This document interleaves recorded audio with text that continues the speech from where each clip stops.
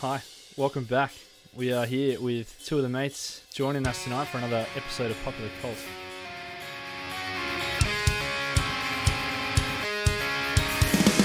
We've got with a hair, which none of you can see because that's great radio. Good job. Introduce yourself. My name is Chris. I'm here. And we have a new voice on tonight. We've got a friend of the show who'll be joining us many a time, hopefully. Lovely Michael Kang. How you doing, bud? I'm good. Hello, everyone. This is probably my first time on a podcast, really. Other than featuring on Stephen Cole's podcast, Take Two. Remember that? Nightmare of a podcast. You've inadvertently plugged it. So. Inadvertently plugged it and then threw it under the bus. Gee whiz. So what you're saying is it's not your first podcast? No, it's not, no. But it's my first time here. Let's talk about Iron Man. Let's talk about Iron Man. It's my second time here. Ooh, second time. Is it? Oh, yeah, it is. Little podcast babies. So, we are here to talk through Iron Man. It's going to be great. The first one. Number one. Yeah. The best one? The best one. Yeah, I think that's fair. Yeah. We just spoiled our opinions for the podcast. There we go, done. All right, everybody, thanks for listening. Just streaming along. Streaming along. It's all done. It's all over. Before we get into it, though, I did want to ask you fellas, what is it that you've watched or consumed this week and or the last few weeks or months or whatever? Well, I can go first if you like, MK. I had a bit of a movie day yesterday, so I did watch Iron Man again today because it had been quite a while. But yesterday, my partner Laura and I, we had a bit of a movie day, and we watched Men in Black 3. We watched Logan Lucky, and then we finished it up with a cheeky rewatch of another movie that I'm blanking on right now. Yep, so there was another movie, obviously very memorable. Was it TV-wise? Logan Unlucky? It was not Logan Unlucky. Dang. And I did have a joke lined up about Logan Lucky and how it's a really weird sequel to Logan and Hugh Jackman's not even in it, but it's not really that funny. So I told it anyway. Yeah, I can't remember what we watched the end of the night. All right. Well, anyway, TV-wise, the only thing really watching regularly at the moment is Silicon Valley and good old Brooklyn Nine-Nine. Can't really beat that one. Oh, man, that one is a good one. I think that show's been really solid. Like funny every season. I thought the start of this season was a little bit weaker, but no, it got real good real quick. So no complaints. How about you, MK? What have you been watching? Ooh. You know what? I did pull out 2004's classic Punisher with John Travolta as Howard Saint. Oh, gee whiz. And then backed it up with Ray Stevenson's Punisher today on the train. So that was an intense and wild ride of hell and high water of Marvel films. I don't think I ever saw the second Punisher film. It's a lot more gruesome. Ray Stevenson does make a great Punisher. But, I don't know. That Jigsaw enemy, so spoiler alert, Jigsaw's in this second film. Okay. Not a great interpretation of the character, but the violence does come through, and it's I think it's okay for an MK film. I'd still give it about two and a bit stars, 2.3. Was it one of the last Marvel films before the Iron Man cinematic boot? I think so. Was it before Hulk, as in Eric Banner's Hulk? Yeah, well, didn't Hulk come out before Eric Banner's Hulk? Jeez. Oh, no, sorry. Would have been Ed Norton's Hulk, wouldn't it? Well, Ed Norton's Hulk came out, I think, a month after Iron Man. So Yeah, it was in 2008 as well, yeah. Yeah. In fact, I got a bit of a rundown of... Because essentially, with Iron Man, it was one of the best superhero films of the day at the time. I think it still holds. Still holds, yeah. It just give you a bit of context in the years. So the 2 years prior to Iron Man, in 2006, we had X-Men: The Last Stand. Ooh. Gee whiz. And Superman Returns. Oh, jeez. That same year. And it gets worse. So the year before that, 2007, we had Spider-Man 3. Yep. Fantastic Four number 2. and Ghost Rider. As in the first Ghost Rider? Yeah. Oh, gosh. So, what you're telling me is before Iron Man, comic book movies in a pretty dire spot. I was saying 2008 was a redeeming year for superheroes because we had Dark Knight that year as well as Iron Man. It was That was a big year. That's a good point. Dark Knight was, 3-4 months before Iron Man? Wasn't Iron Man like October or November or something? And Dark Knight was, I think, June? Anyway. Probably. Good year for it. Definitely turned it around. So I remember going to the cinema to see Iron Man. I don't know if I could say I remember every movie I go to see at the cinema, but I remember the people I went with. I remember the day. I remember where it was, which room of the cinema it was in. I guess something about that movie definitely imprinted on me. Went in not really expecting too much, heard some pretty good things about it, but like I said, superhero movies. I wasn't super familiar with Iron Man. But coming out of it, I was super happy with it. And everybody I went to and saw it, it seemed like universally, that was just a good movie. And watching it again today, I think it still holds up. It was well cast, I must say. The cast in terms of what Robert Downey. Yeah. And who's that? Who was Pepper Potts? Gwyneth Paltrow. What? Yeah. Oh. Quality. the Goop Master. Yeah, no, Yeah, I quality. agree. It's really well cast. I think Robert Downey is perfect, probably as Tony Stark.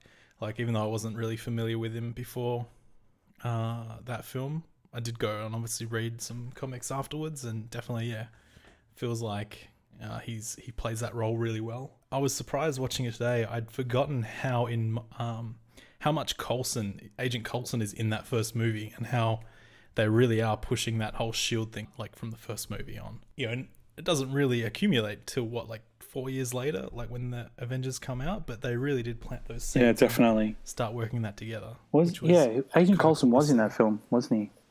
Yeah, He had that really, really cutaway line about we need to have a shorter name for SHIELD. Yeah, they keep making that joke about how it's, whatever the abbreviation ends up being, and everybody keeps saying, you need a shorter name, you need a new name, and at the end he's like, just call us SHIELD. So it's a bit of a silly joke, but he's in it quite a few times. He's in the last sort of scenes because he's there with Pepper Potts. I didn't remember him being in that film that much. I guess I sort of thought it was more like the post-credit stuff. But really, the post-credit is just the introduction of Samuel L. Jackson as Nick Fury. He's there, which is a cool little moment. I agree, yeah. But was the film itself though? If we go back to the film itself, I think it was really well made as a reboot. I mean, not a reboot, but an origin story. They've tried to do origin stories for so long, and they've got it so wrong each time. Whereas, I think they got this one pretty right and spot on. I do like a good origin story, that's for sure. And this film, even I've probably seen it. How many times have you guys seen Iron Man? I've probably seen it. I've seen it a fair few. Probably 7 or 8 times now. 5 or 6. Yeah. Not that many, but more than most movies, I guess. And every time I watch it, it's enjoyable. The whole movie, there are no bits where it's oh, this is the boring bit, or come on, get on with it. It's just scene to scene is quality. Agreed. What do you think of Terrence Howard as Rhodey versus who he is now? Don Cheadle. Don Cheadle. He's Don Cheadle now, yeah. I mean, I really like Don Cheadle as an actor. There's a whole backstory about why Terrence Howard got screwed out of that franchise and yada, yada, yada. But, I think he's fine in that movie. I don't think he did anything wrong. I think it was just a money thing, right? So, did he want more money? Or was it that controversy? Yeah, man. I think he wanted to be paid more than Robert. Well, yeah. So what apparently, from my recollection, what happened was Terrence Howard was the first person signed to the film, and so he sort of had a big, incentive, I guess. His payment was a big, it was big because it was an incentive to be part of this project that was unproven and be attached to it early, and that sort of thing. So I think the first movie he might have been paid more than RDJ. I'm not sure about that, but he was paid quite a bit. And then I'm not sure if he was asking for more in the sequel or if it was that they were saying that they wanted to pay him less for the sequel, and he didn't want to play ball with that, so they just replaced him. I'm actually kind of glad with Don Cheadle, though. He does make a good war machine. Spoiler alert for anyone that has not seen past Iron Man 1. Look, it's 10 years. It's the decade, mate. Yeah, it has been. It's a decade of Marvel Cinematic Universe, right? So you can't really talk about Iron Man without talking about like where that franchise has gone and how many films like come out and the general quality across the board. It's gotten better. Yeah. I don't know why we say that. Do you think there were any dips in particular, or because I think Iron Man starts out super strong. I think it was super strong. I think the allegory there is that with Black Panther just recently released last year? Was it this year or last year? I think he's almost like the not for the racist comment. He's like the black Tony Stark. And I think it's good allegory in terms of, or to put it side by side, a good way to put a cap on the 10 years before getting into Infinity War. Yeah, maybe you're right. Like, I guess there are like parallels between like he's, high-tech advanced sort of superhero coming out of nowhere, I guess, to the greater world. Yeah. I think it was well done. I can see how you can make that comparison. Is it too much of a comparison? I mean, I don't know. I think it's fine. Yeah, I don't think like it's a negative thing. Like, I don't think those films any similarities there. Like, I mean, it's an origin story, right? Yeah, that's true. It's a good one. I think some other notable origin stories in Marvel were Ant-Man. I really like the Ant-Man movie. What else? What other ones have been good, guys? Guardians 1. Oh, yeah. I don't even think of Guardians almost as a Marvel movie. Like, it's like so different and awesome, and I love sci-fi, and it's just this awesome space opera that feels so well, not even feels separate, but like it could be its complete own series and still be great. Yeah, agreed. What about Winter Soldier's origin in Captain America 2?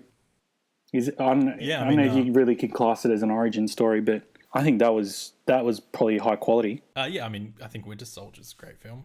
I wouldn't class it as an origin per se, as it, Bucky's in the first one as well. That's true. But maybe we're getting a little bit sidetracked from Iron Man proper. Yeah, that's true. We could definitely talk more about just good old Tony Stark. Something I want to bring up that's really good in that movie. Good old Jeff as Obadiah. JB, yeah. Yeah, the one and only. Good villain. Yeah. Obadiah Stane. I know, I think he plays that character really well.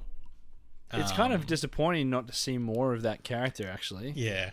And I feel the same, going back to Black Panther, I feel the same about, spoils for Black Panther, but Michael B. Jordan's character in it. Yeah, like, I really like that actor, and I really like Jeff. Bridges, Bridges. That's the one, yeah.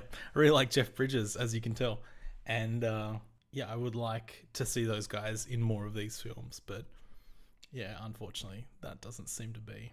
I mean, I think that's the hallmark of a good villain, is that you walk away from the film and leaving and wanting more from that villain. And I mean, it sucks that you can't get more. But I mean, who knows? You've got aspects of the universe where we saw in Doctor Strange where he can reverse time and things like that. So you never know. That's fair. That's true. I think it'd be a stretch for those guys to come back. Maybe Michael B. Jordan. I can't see Jeff Bridges making a return, but who knows? Like you said, yeah, the time stone. Anything is possible. True. Absolutely true. But I'm just looking at the cast list. I didn't know Tom Morello was in Iron Man 1 as well. I mean, albeit it was a cameo scene as a guard.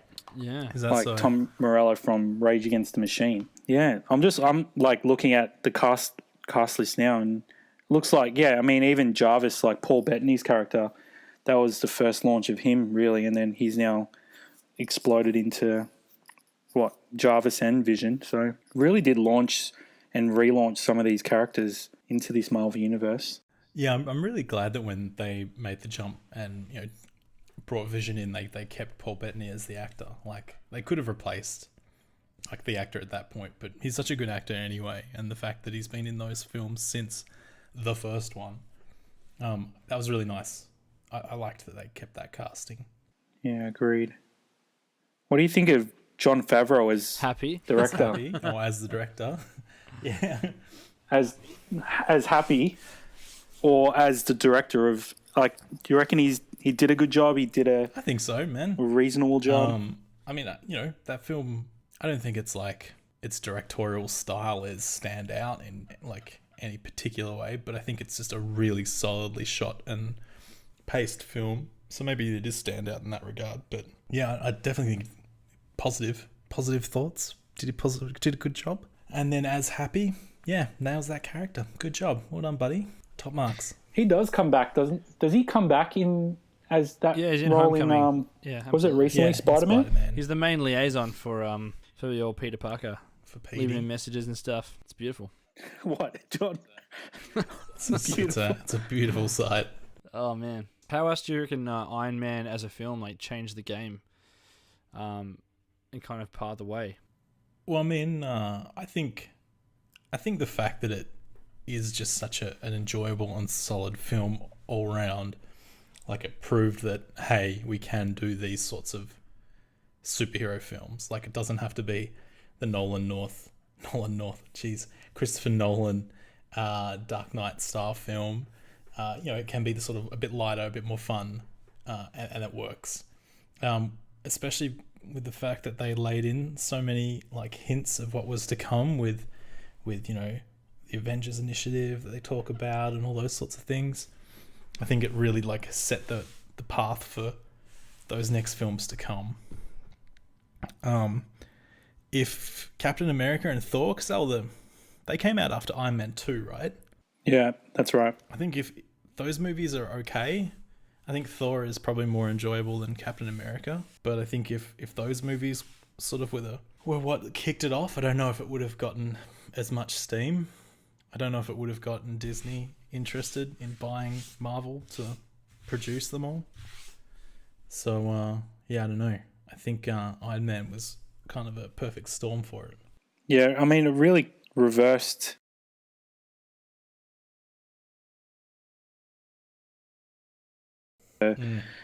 was it drug possession or alcoholism or whatever it was?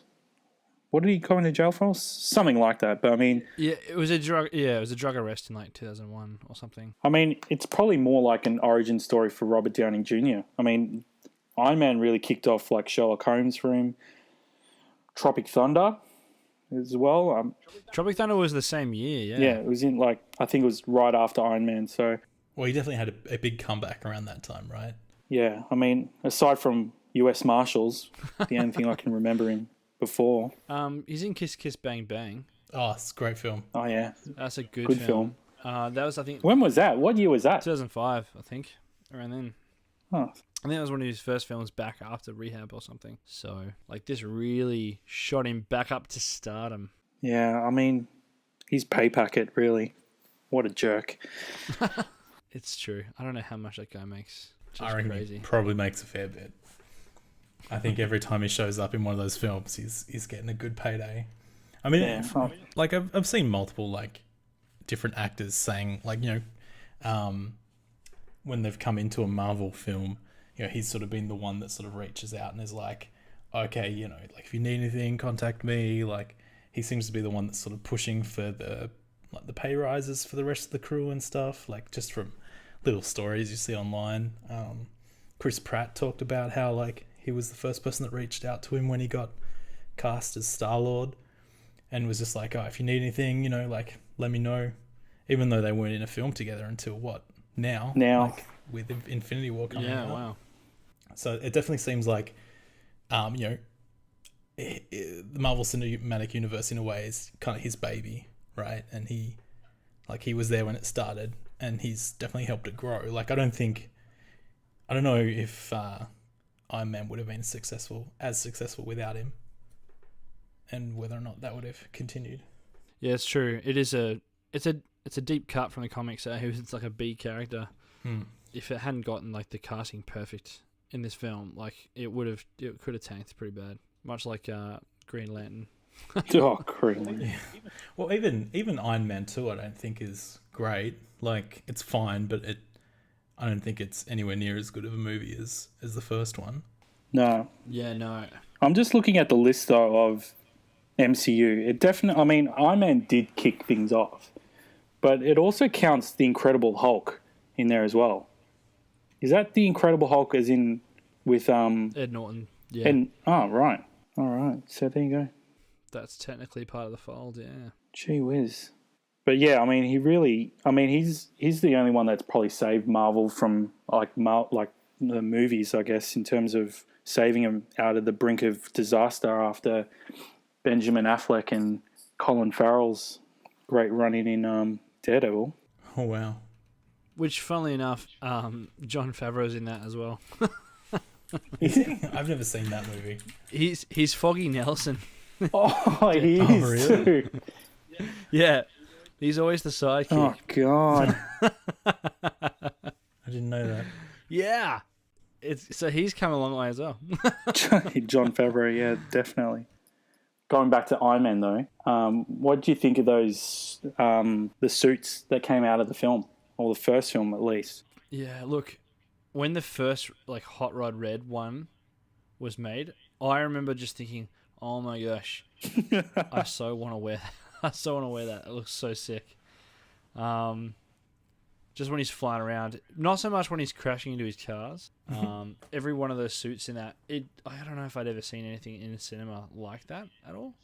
But also the thing I take away from that, especially being like tech minded a little bit, is like the whole Jarvis situation. Like when you see the opening reveal of Jarvis, where he wakes up the chick, like the reporter chick, when she's like waking up in the morning. It's like 7 a.m. Malibu. It's 72 degrees, and like the blinds / windows just become like see through, and then you get all this info on the screens, and it's just like, whoa, that's so cool. Yeah, definitely. I don't think. I mean, just as like to have all that technology when you're watching the film, to see the technology that came through the film, it's just insane what they'd sort of thought in advance or had in mind as something that could possibly happen. And then, I mean, that film really launched a lot of that technology to come to life, like AI and all that kind of stuff. Yeah, it's true, like Alexa and stuff. Something I thought was interesting when I was watching it today is in that opening, or not opening scene, but in that early scene where like Pepper Potts is in the house after kicking out the reporter.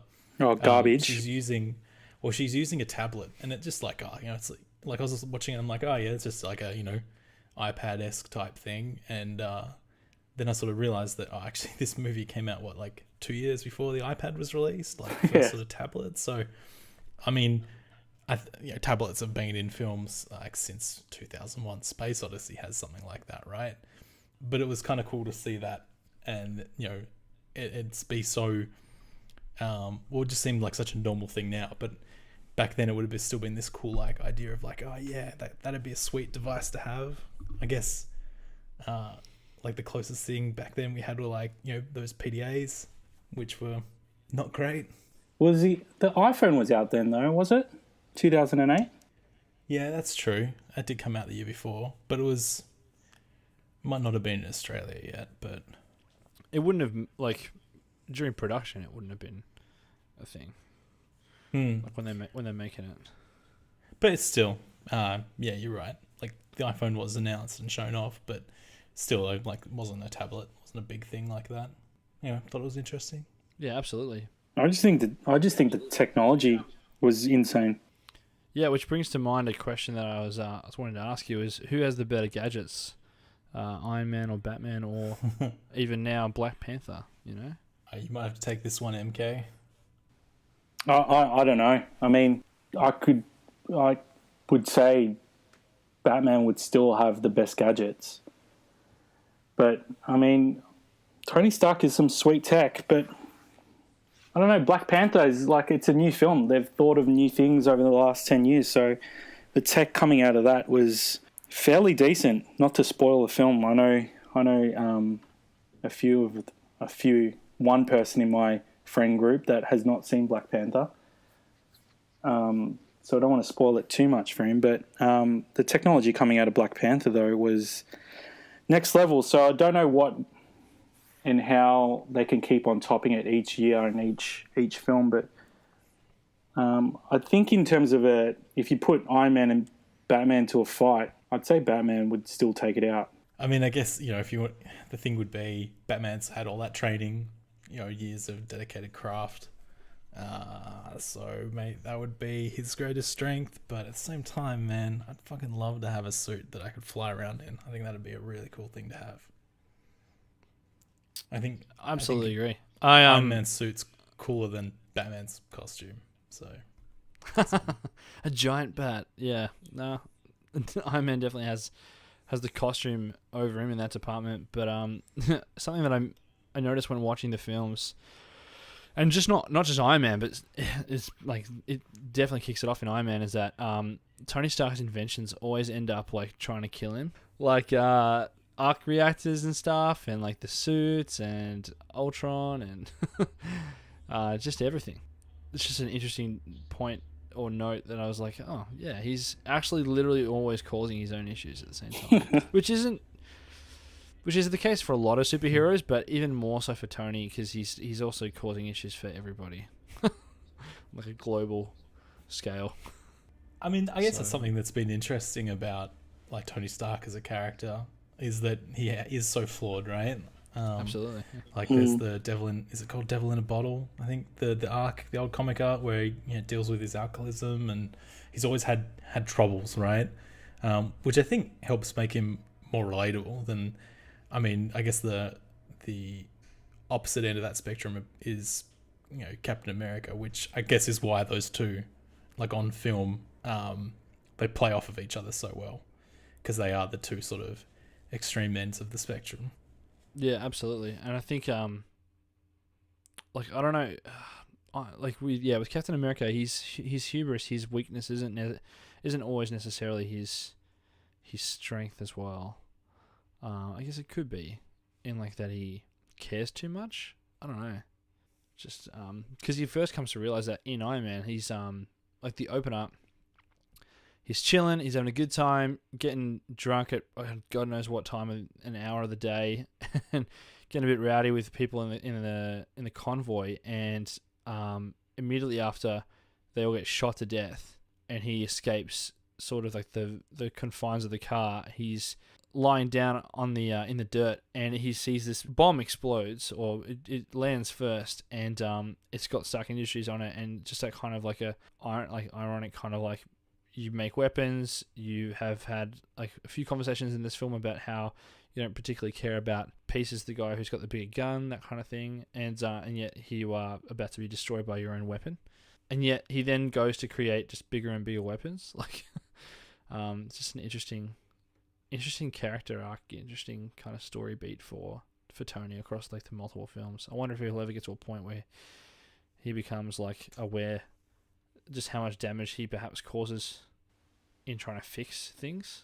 But doesn't he become more aware? I mean, doesn't he become more aware in Civil War about like the damage and the destruction that he has caused, or I mean, the danger that he's brought to this world? Yeah, I mean, but I think that was more about the Sokovian Accords, right? It was more about like the Avengers can't just jump into any like particular scenario that they deem worthy of their support.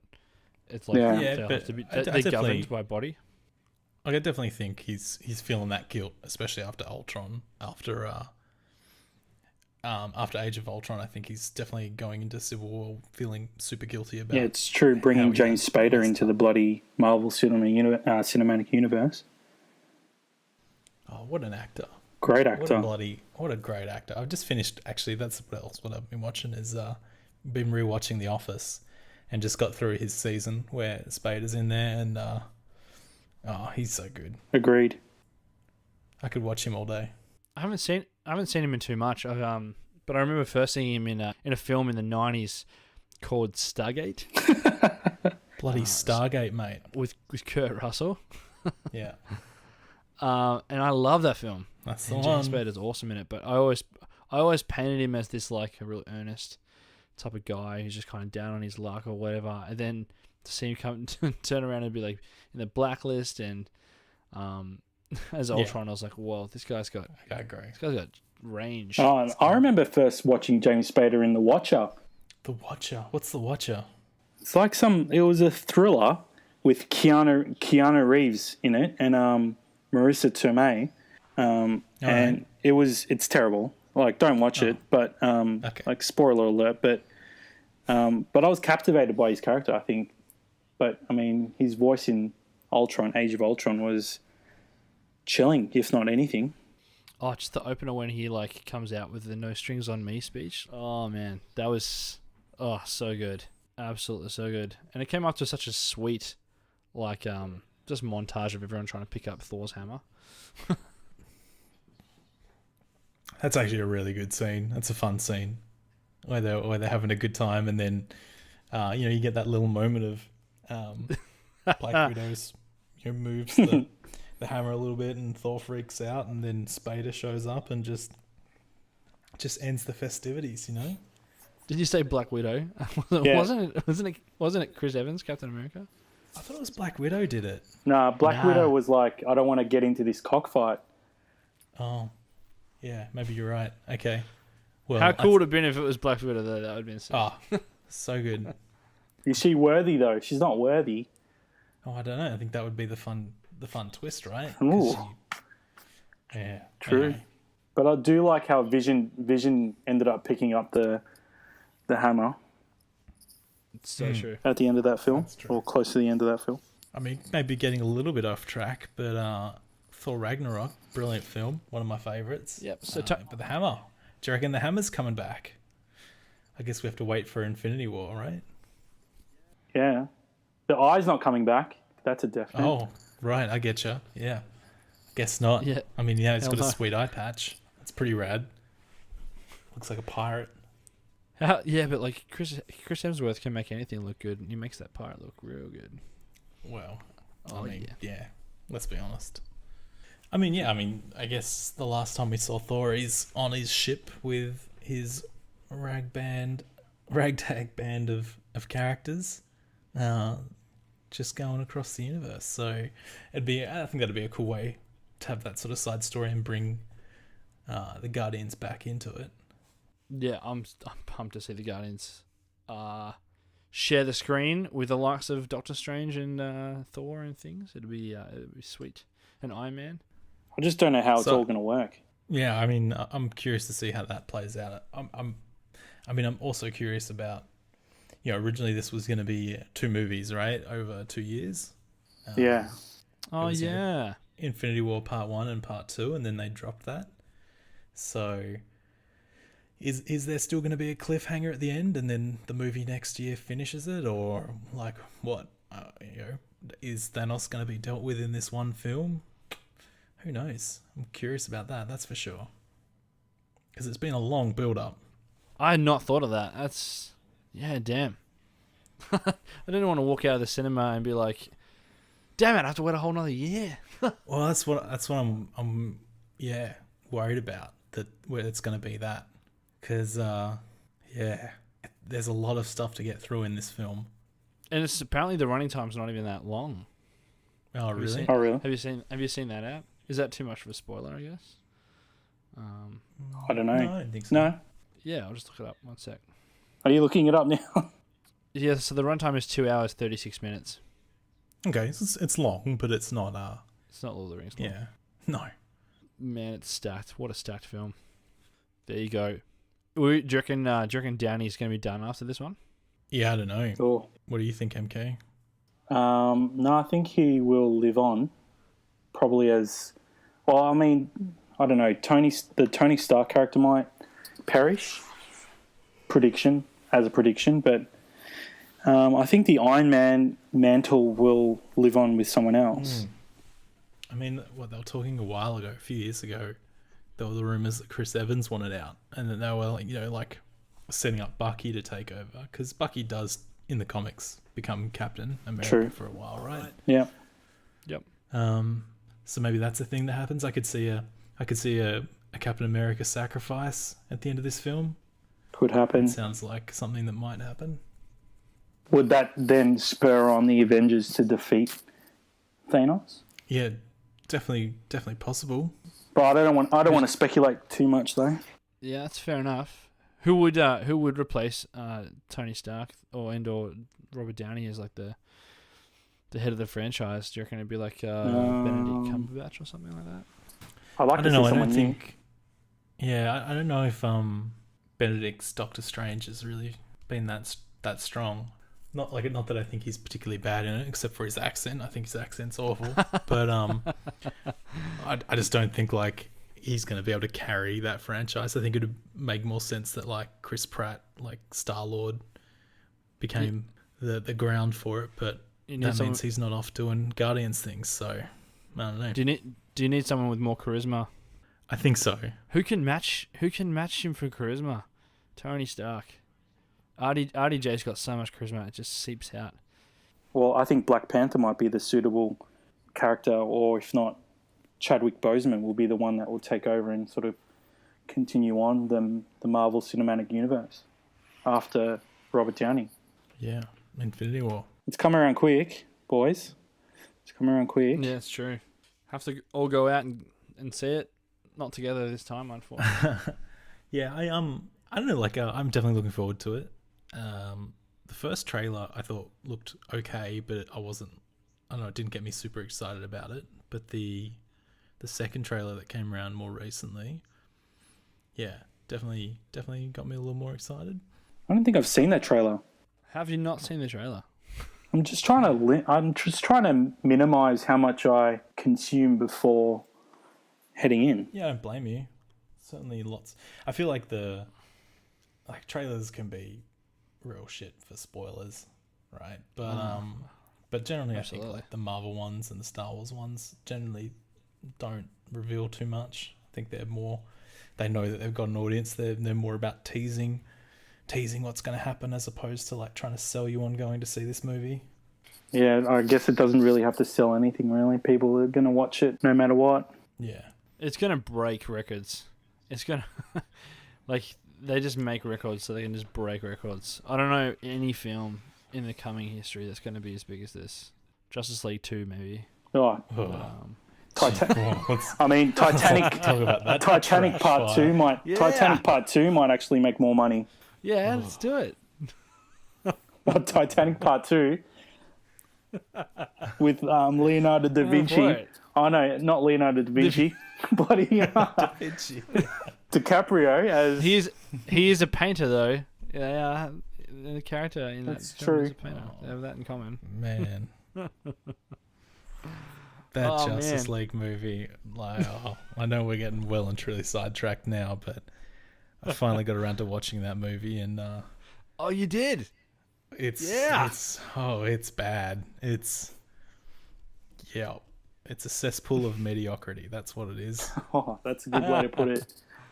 It's just boring. And it feels like, I mean, for obviously tragic reasons, they had to bring in a second director, and that second director was Joss Whedon, and he's added his sort of spin on it, so it's Flair. half like Snyder's teenage angsty dark thing, and then it's half Joss Whedon's quippy humoring thing, and they do not mesh. Any joke in it is just groans, and the story is boring. That's my 1 minute review of Justice League. That's good. I like it.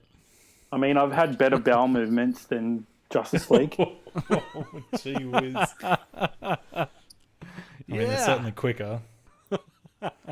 Well, I don't know. Sometimes it can take some time to develop, but I've taken better bowel movements. I mean, Oh, that's sick. You've got a notoriously harsh rating system, MK. What would you give Iron Man?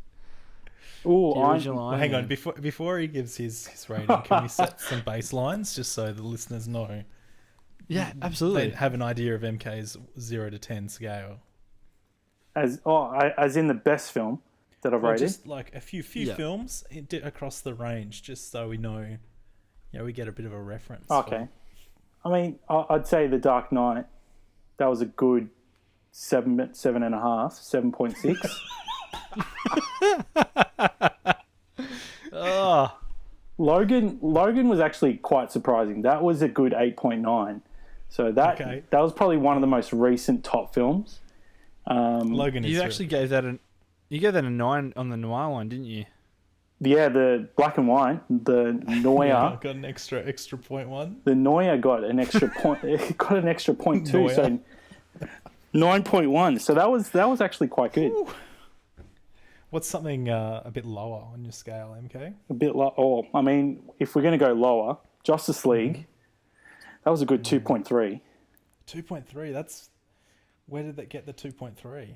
Well, what did it actually? The 2 was for the DC logo, the DC Universe logo that came up. The opening. The opening sequence, and then the 0.3 was for Gal Gadot. I mean, I think that's a pretty good, I guess, man. rating. I remember when Batman Superman came out, and I was like, you know what? Like, it's not a great movie, but I really like Ben Affleck as Batman. I think he does a good job in that film as Batman. I take it all back. I want a different Batman. I'm done with him after Justice League. No good. You know what? I'd put a Robert Downey Jr. As a Batman reboot, and that'd be pretty good. I'd still take a Josh Brolin. Josh Brolin. Yeah. Josh Brolin. No, the love Josh child Brolin of would be- I Josh think would be Brolin still and Joss Whedon. a fun Batman. Or a But anyway, sorry to Jeff distract. Bridges. Get back. Or Jeff Bridges back to- Batman? Jeff B. JP. Back to your rating scale though, MK. Yeah. I'm going to ask you another couple movies. Yeah, go for it. Yeah. Get a scale. Force Awakens, That was a 7.6. 7.6. Yeah. Okay. And you're not making these up right now, are you? You know these numbers, don't you? I do know these numbers. Okay. All right. Empire Strikes Back. 8.2. 8.2. Yeah. Okay. All right. How about some other Marvel films? So Doctor Strange, where's that on your 6.2. 6.2? Okay. Yeah. Thor Ragnarok. That was actually quite good. That was surprisingly good at a 7.8. Okay, 7.8. All right. So that was one better more. than How about Force Awakens. Winter Soldier. Winter Soldier, 6.9. Okay, all right. So Iron Man, the first of the new Marvel Cinematic Universe films. Mm-hmm. What do you give it, MK? 7.8. 7.8. That's higher than Dark Knight. Oh yeah, deserved it. Well deserved. Well, there you go. You heard it here first. 10 years later, Dark Knight not as good as Iron Man. Doesn't hold up. Dark Knight, maybe not. No, it doesn't. As someone who has watched Dark Knight recently, it does hold up quite well. It's maybe even better now than it was after the trash Batman films they've made since, you know? It's a good point. I guess it would look a lot nicer considering. It's like, oh man, Batman used to be alright. They used to make good Batman movies. They've only ever done a couple. I wonder if we'll ever look back on the Iron Man series the way we look back on like the Tim Burton-esque Batman films. Yeah, maybe. You know, I like mean, 20 years from now. I don't think so. I just don't think, like, even when the Burton films came out, they were campy even then, right? So, I don't know. I don't think we'll look back at them like that, but then 20 years is a long time. That film will be 30 years old in 20 years' time. That's true. Maths. That's maths. Quick maths, as Chris Edge would say. Quick maths. Well, what, 88 was 30 years ago. So what films are from the late 80s that haven't aged well? Well, I can tell you one. It's Batman. It's not done well 30 years later. I mean, look, people challenge me on that opinion, but that is my opinion, and I think Is it's this the right one. The 89 one? Yeah. Having said that, though, the 1990 Teenage Mutant Ninja Turtles film, one of the best films of all time. Oh, okay. I mean it. I'm not even joking, mate. You've got to go watch that movie if you haven't. I definitely need to. I've only watched the Michael Bay. Oh, right. Oh, Yeah, that it's was not the same shocking. thing. Not the same thing. Have you not actually seen that movie? No, Have you not at all. Have you not seen the? Oh man, it seriously holds up. It's dark. It's like a story about brothers and fathers and family and feeling like working out where your place is and whether you belong. Oh, it's so good. It's real good. We'll have to do an episode on it one time. Yeah, 100%. I'm in. That's it. We'll put it on the list. We'll see who wants to guess on that one. We've actually got hopefully a couple good guests coming up in the future. So stay tuned for that. Yeah, it's gonna be sweet. Well, I think that'll almost do to wrap it up, boys. I think so. I mean, I don't know what you could title this podcast. It clearly was not Iron Man 1. and Friends. Yeah, that's pretty much where we got to. TMNT 1989. Not quite. I don't know. I'd watch a movie that's a Turtles and Iron Man crossover film. I'm into that. That'd be pretty delightful. No, I'd watch it. I'd do like if you did a team up with not just Iron Man, but like maybe Tom Holland Spider-Man. Oh yeah. No, Whoa, hang on. Team Toby. No, mate. Come on. Let's not be silly here. No one's really Team Toby. There's no such thing. We're gonna get comments from Edge about that one. He's a hardcore Toby fan. Team Toby. I think, you could make the argument between Garfield and Toby, definitely, but I think Tom Holland wins it, hands down. This will be his third Spider-Man outing coming up. Yeah, well, how good was Toby's third Spider-Man outing, huh? Yeah. Yeah. What do you mean? That was great. I mean, he danced down the street like any ordinary Spider-Man would do. How friendly and how neighborhood friendly is that Spider-Man? But then most neighborhood friendly Spider-Man. That's the new comic series, most friendly. All right then. But that's another podcast for another day. I don't know if we really talked about Iron Man that much, but I guess to sum it up, my feelings on it, the movie holds up. It's a good film. It's fun. CG's all right still. Story's fun. Direction's good. Looks good. Sounds good. Is good. Don's good? Donnie's good? Don is good. What do you reckon, John? What's your little roundup? Yeah, I like it. Great. I think that's a thumbs up for me. And I watched it. I watched it recently, and it's got a lot to take in. That's awesome. Like you mentioned, the direction, the casting, the acting. It's a compelling story as well, kind of a redemption arc as well, which is pretty cool. But it's got such good humor. We haven't seen humor like that in a superhero film before that, really. So it was awesome. But yeah, it would be nice to see more from Jeff Bridges, and if they hadn't written him out of that one. At the end of that, obviously you've got your Rhodey. Rhodey's not great, but otherwise, yeah, pretty good. We already know MK's views. Bloody 7.8. 8. It's pretty high. It's true. It doesn't sound like it's high, but it is. It's very high. It's very high. It's better than Force Awakens. And The Dark Knight.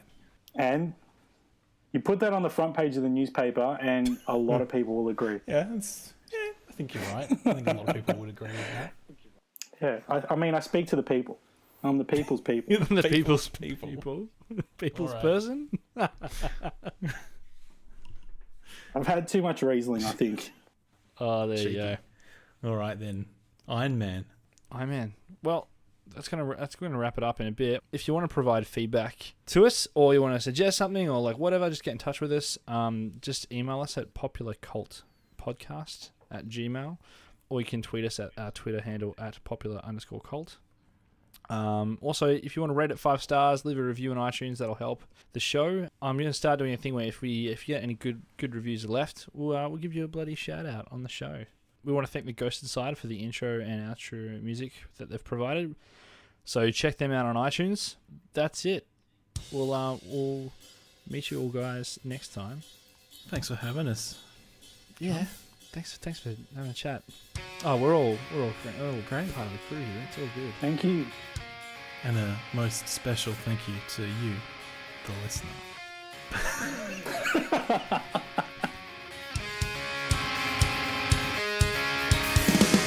He'll love this because it's Team Toby all the way.